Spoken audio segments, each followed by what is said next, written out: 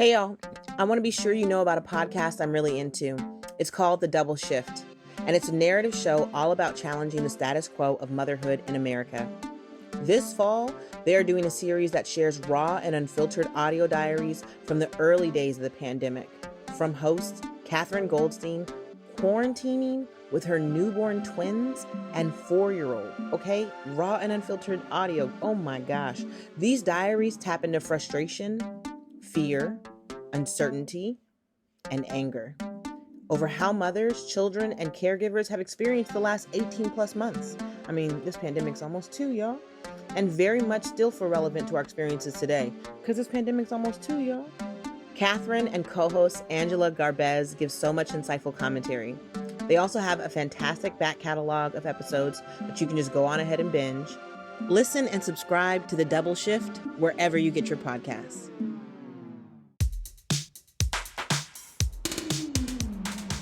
This is Battle Tactics for Your Sexist Workplace. A show that already knows your workplace is racist and sexist, America. So let's figure out what to do about it. If you like the show, support us at patreon.com/BTSW. We would really appreciate your support. Yes. I'm Eula Scott Bino. I'm Jeannie Yandel.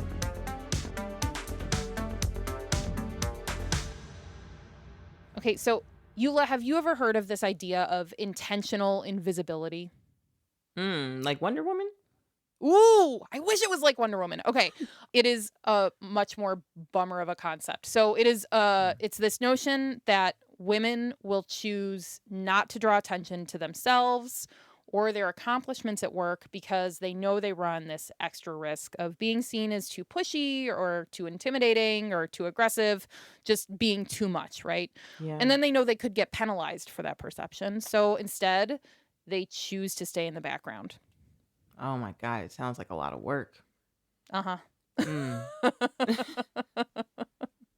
Yes. Man, and I can say, I feel like I do the exact opposite of this in the workplace, which has led to me being fired quite a bit. And there's a part of me that has always understood that I would rather die than not be myself. Yeah. You know what I mean? Like, and I'm not going to, I'd rather start fires everywhere than and just fires that are righteous, if that makes sense. Yeah. Righteous fires, the Aquarius in me just, lights all the way up. And, and I just couldn't, be small that way. And I think there's a lot of people out there like that. And they think that something's wrong with them because they don't fit into a workplace. And the reality of it is that workplace just doesn't fit you. And you should probably work for yourself, maybe on a ferry boat, maybe you're a sea captain. I don't know. I love that. So, I mean, you already know this, but our guest today is one of those people you're talking about who would not shrink herself, who will not shrink herself. Absolutely. So a lot of you might actually already know her. You might have listened to her for a long time because for 5 seasons, she was the co-host and co-producer of the podcast Adultish.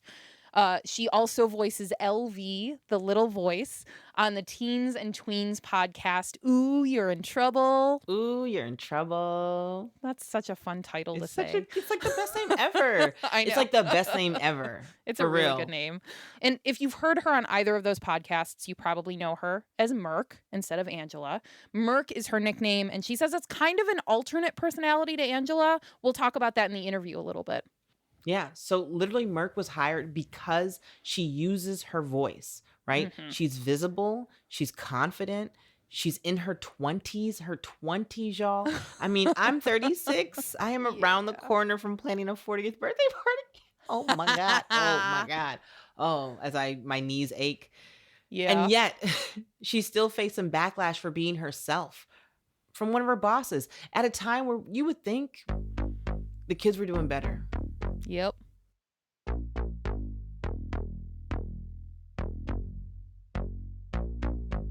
So what was it that he said? It's a he?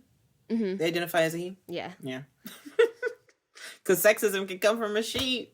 Go ahead. Yeah, the context was we had just had a meeting and I was asked a question. And the way I answered it, I said something like, yeah, I think it's funky fresh. And I used the pointer fingers. And then after that, I was asked, hey, can we talk? Sure. Close the door. don't you ever describe anything like that ever again. And also, some people just don't know what to do with that energy that you have, so just don't.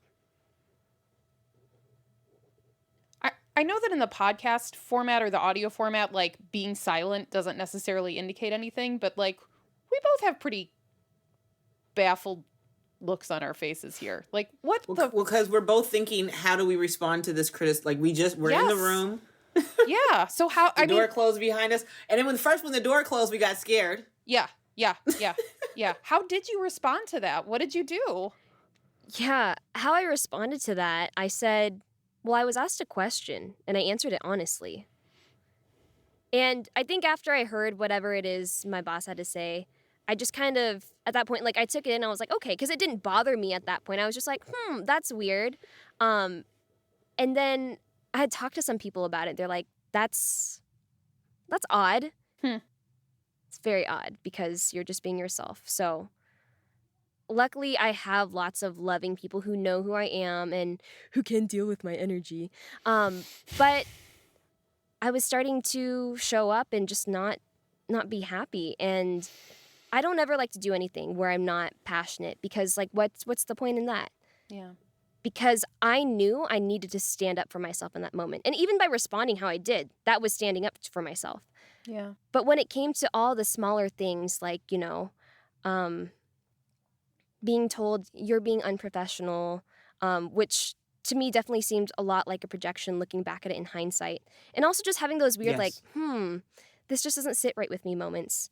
Like, I knew I owed it to the future Merk to do this thing for me, which was to get therapy so I could combat the problem and confront it with my aggressor.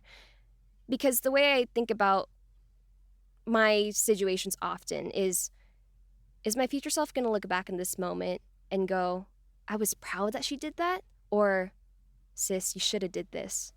And I'd rather not live in the shoulds and just have done it. Mm-hmm. That's dope. That's Yeah. very dope. Yeah, I love that a lot. Was that the first time somebody said something like that to you? Like, they're too much? I mean, also, why would they say you're too much if they hired you? Was the job meant to be too much? Were you hired to be too much? I was just hired to be me. And sometimes, I guess it's subjective, but that's not the first time I was told that. Because I remember when I was in high school, I was super jazzed about, like, senior year and stuff. And everyone was just, like, not about that. And then there was one person who said to me, your energy is just, like, a lot for me. And I was like, okay. And I remember talking to my sister and asking her, hey, I'm noticing people around me aren't this way. They're not, like, super energetic and stuff like that. And I get there's a time and place to, like, tone different energies in different places. But I was like, Christy, am I normal? Am I okay? And she's like, yes, you are fine just the way that you are. People are just different. And so that was really affirming to hear that. Okay, I'm still going to be me. Yeah. We all need a Christy, I think. Mm-hmm.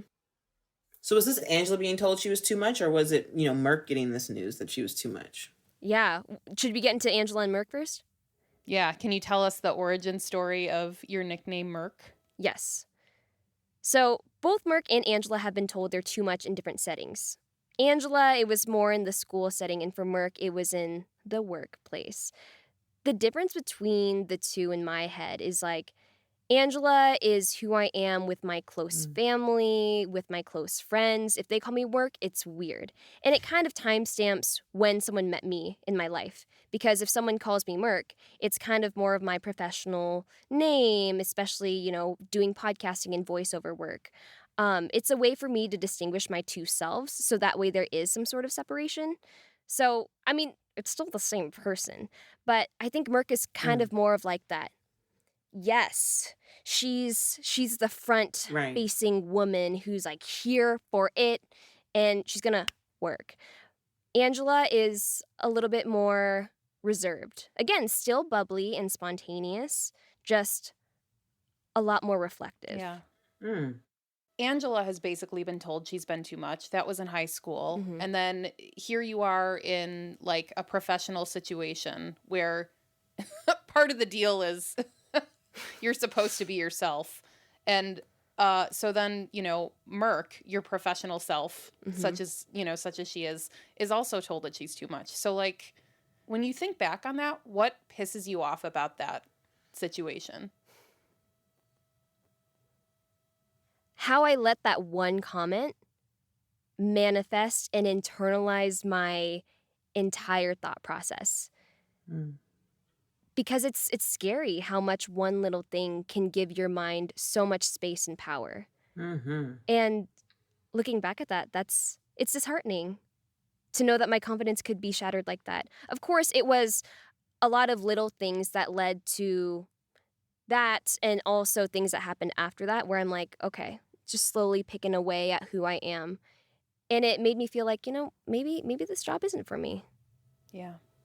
Mm-hmm. So, I feel like I'm going to do the thing now that Eula, you have called sad facts. Like I bring the sad facts. But the sad fact of that situation of having your boss turn to you and say like, you have to tone it down or you're being too much, giving you that sort of weirdly personal professional feedback, that is non-specific and can feel like an attack is a really common thing, that women experience at work. There was a Stanford study recently that found that in performance reviews, women are more likely to get vague feedback about like who they are or how they sort of express themselves without any guidance on how to improve or advance, which is literally what a performance review is supposed to do, is like help you figure out what your next steps are. Right. And then, yeah. And then in one-on-one sort of discussions about your performance, women are more often given personality-driven critiques, like you're too aggressive. It's not focused on the job. Yeah, exactly. It's not actually focused on your performance. It's focused on something else entirely. And there's other research pointing specifically at how, women of color in particular get this kind of like gendered personality-based feedback that doesn't tell you anything about your work performance. It's about something else entirely. So I'm now stepping down off my sad facts pedestal. Yeah, but you're definitely not alone there. Sad fact. And I feel like, it's interesting because it seems like, for these people that this is their this is their job to give these critiques.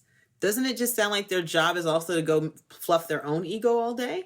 Like, it's interesting. It's like creating the work environment that they think is, what they want, but it's like not taking into consideration like, okay, well, the people that you're working with, they have feelings, they have wants and needs, and that in turn, I think something that people forget is like when you allow people to be themselves and to perform the job that they were passionate to do, like you got to tap into those strengths and look at them as strengths. Yes. And just the art of giving feedback in a constructive way, like very important. It's a whole thing. It's like a whole skill set. Oh, it is. Yeah. I've had this kind of thing happen, I worked at a nursery in Seattle, like a plant shop. I was in my early 20s, big Eula energy, working behind a register that just involves like touching a few buttons, being nice to somebody who lives in the same neighborhood that I can walk to. You know what I mean? Like, this is great.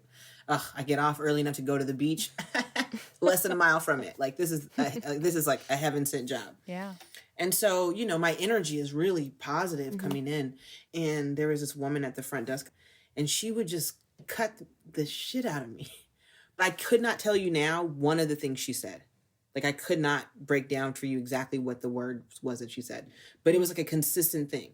And I can remember just slowly getting to the point where I just felt like getting out of the car and walking into work was going to make me hate it. Just die. And I can remember what she looks like, but I couldn't tell you her name.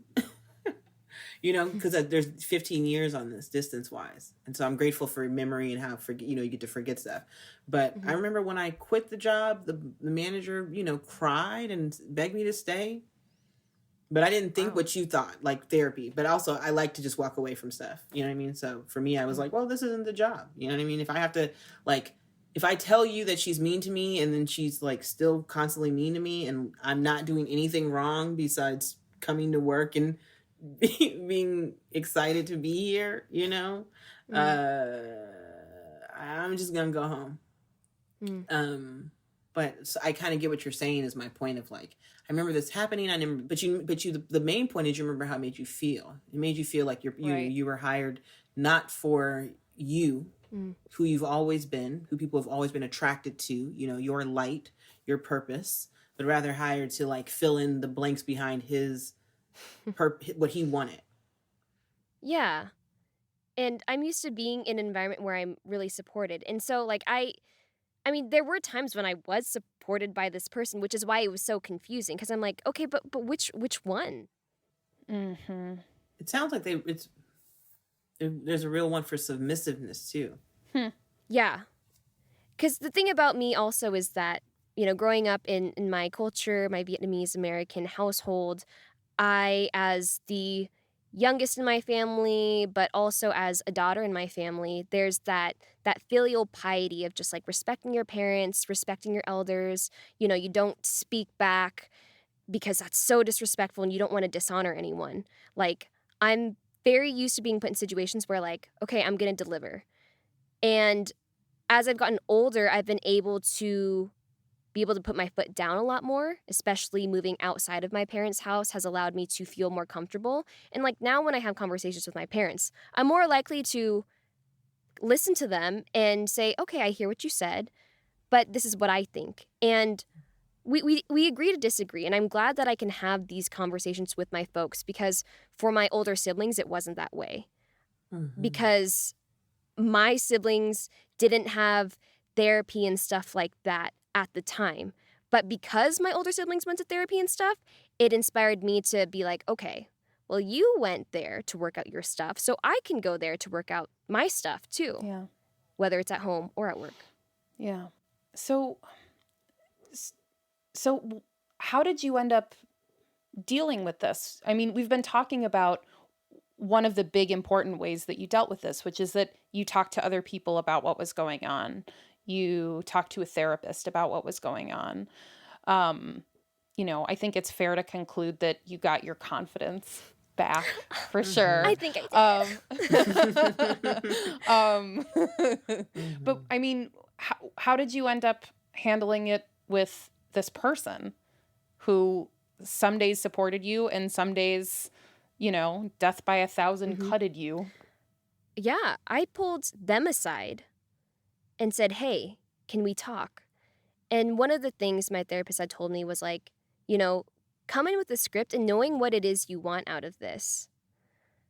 Because I was getting to a point where I just did not understand where the person was coming from or what their intention was. So we had our own meeting where I said, okay, here are the things that you have said, and here's how they made me feel and how I responded to that. So let me ask you, why is it that you said these things and where were you coming from? And the person did listen and started to say, I know exactly how you feel because I've been in your position before. And I said, no, you don't. You don't know exactly how I feel. You may have had a similar experience, but you're not me. And then they said, you're right. So I think after being told so many times, no, and this isn't the way, again, I had to channel the spirit of my future self. Is this what she would want me to do? And yeah, she would want me to stand up for myself. And so I think that's part of where I got my confidence. And just knowing from other people that, yeah, what I was experiencing, my feelings were totally valid. And it was not okay to be talked to in that way. I'm just thinking about how amazing it is that you knew to talk to a therapist. I wanted to ask, because why would your human self choose therapy and not HR? Because my human self, I guess I wouldn't have done any of it, but like, Oh. why not that? I went to therapy and HR. Oh, she a baddie. I did the double whammy. Because here's another thing also. Even though in the moments when I was like being attacked and I felt like it was a low blow and like, well, why did you hire me in the first place? I had to bring it back to the beginning. Why is it that they hired me in the first place? And part of it was that I'm someone who uses my voice. And I wanted to be able to make this organization a better place. And if they're like, okay, well, we hold ourselves to the highest standard. Well, that me going to HR was me being able to hold them to that standard. And so I went to therapy, talked to my supervisor. That happened. And then I think the second time it got into a cycle. That's when I had told HR in that first instance, like what was happening. And they're like, do you want us to do anything about it? I said, no, let me handle it. But if it gets to a point where I need you to step in, then you will step in. Yeah. And then they eventually did. Mm-hmm. But what was great is that, you know, even despite the crappy stuff, like I was given a lot of agency and I was aware of my agency too. Yeah. And it landed in, it all landed in you feeling comfortable in the workplace? Yeah. I think I can comfortably say now that when I'm facing any demons in the workspace, it's from my own internalized narrative, which is something I'm working on and why I'm seeking out a new therapist. But I will say that probably did leave scars on me because I'm, again, with the people pleaser and stuff like that, I am hyper aware to like how other people are perceiving my work and stuff. And sometimes I limit myself to be myself, which is sad. But other times I'm like, you've been here before. You don't need to do that again. So this is the thing that I was actually wondering about because, you know, you are now, you are a voice on 2 podcasts, but that, you know, that means that, you know, certainly for Adultish and, you know, probably also a bit for Ooh, You're in Trouble, like you've got that sort of like using your voice, personal or professional personality thing happening for your job. Mm-hmm. How did this experience change the way you think about who you are when you're at work? Did it change your relationship with the way you think about work? It did. Because it helped me see that there are things that are out of my control. There are situations that will happen to me, but even in those situations, I'm the one who has the power to be able to respond to it in a way that I want. And it reminded me that even though other people can say things where you're like, oh, they're trying to take away my power and all this stuff, well, you can put on your armor and be like, yeah, but I got my armor and my power, so it's actually going to stay within me. I'm not going to give it to you.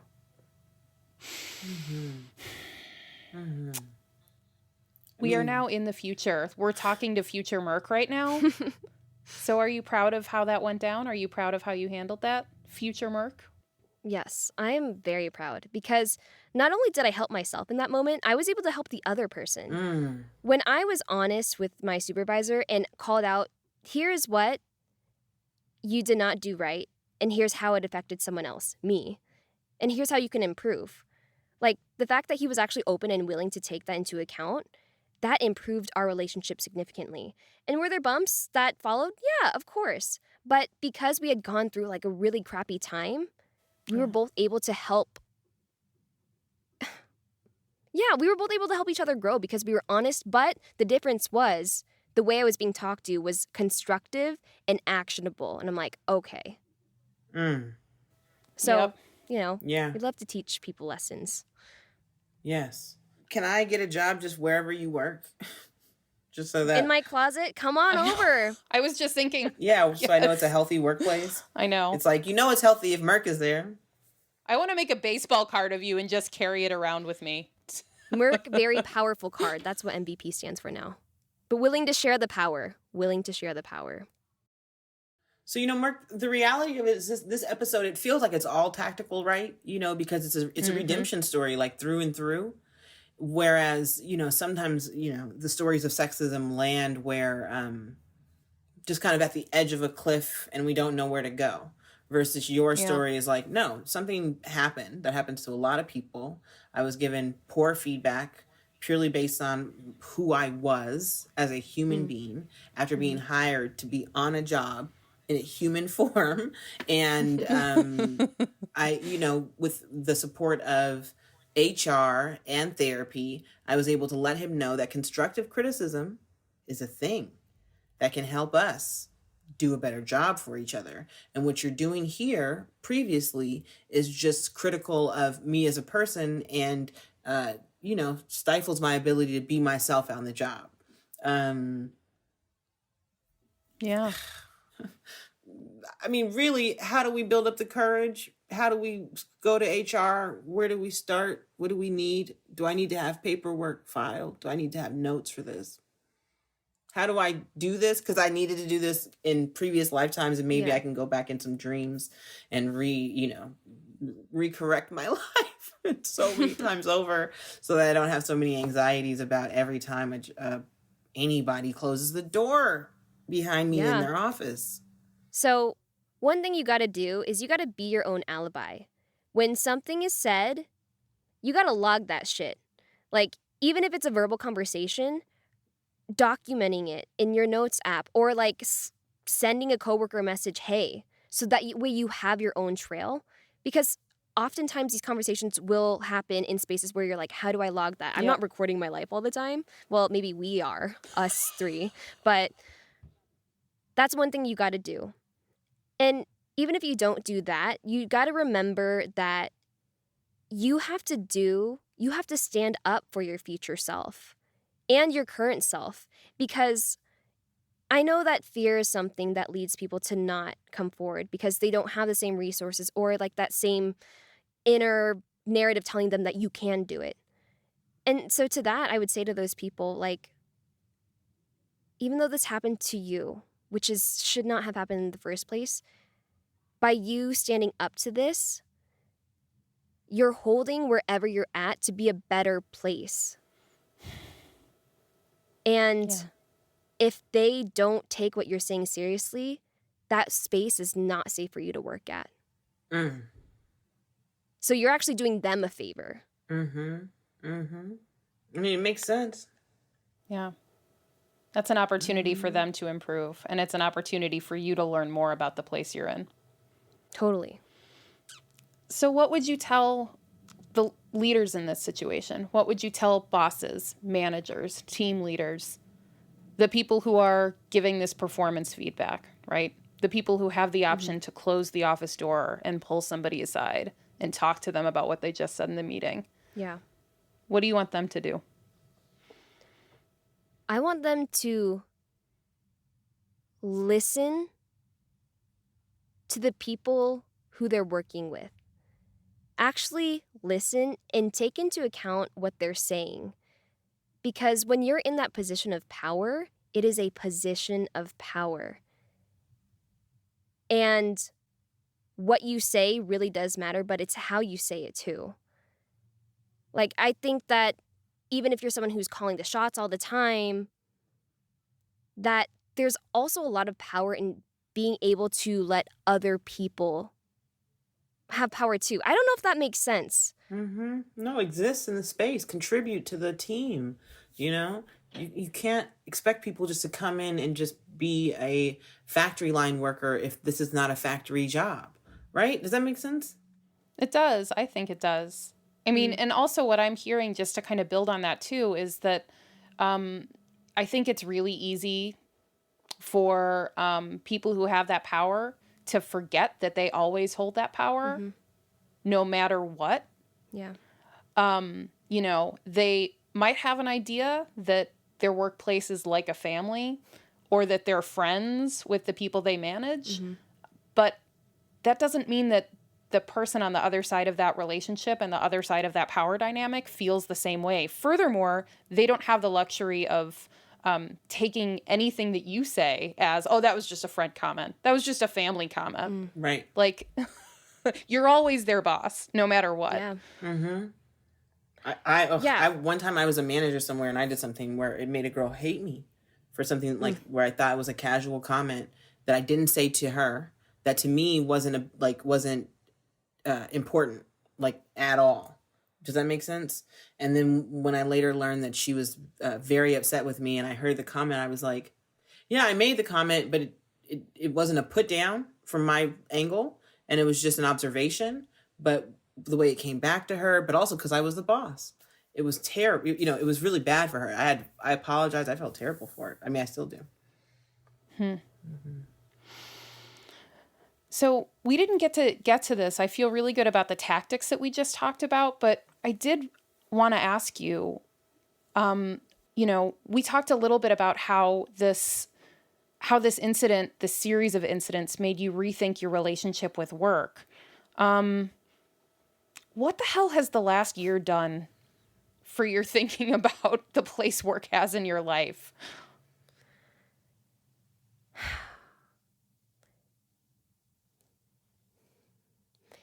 It's reminded me that it's really important to live your life, actually.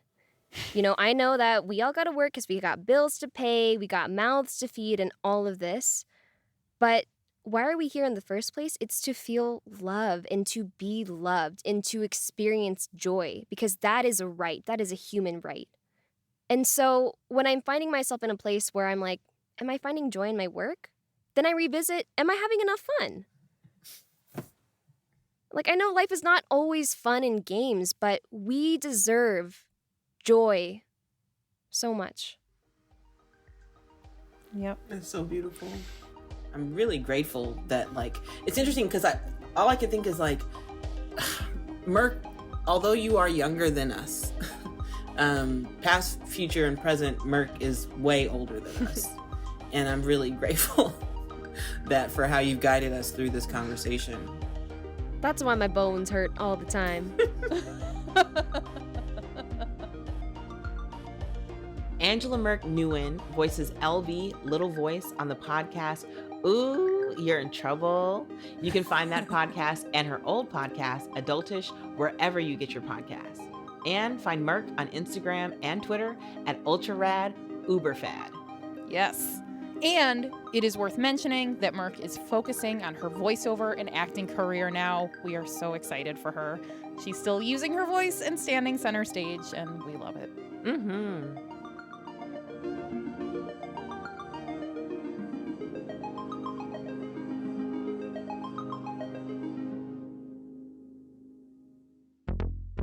Battle Tactics for Your Sexist Workplace is an independent podcast. Our senior producer is Kyle Norris. This podcast was co-founded in partnership with KUOW Puget Sound Public Radio and the University of Washington. Our production partner is Studio 2B Seattle. We were inspired by the book Feminist Fight Club by Jessica Bennett. Our music is by Kessia Gordon, and our brand design is by Tio. You can find Tio on Instagram at teo._Dora, which is spelled D-O-R-A. And huge, massive, gigantic, big thanks big to Phyllis Fletcher, Bree Ripley, Bethany Denton, and Dana Bialik. Thank you all so much.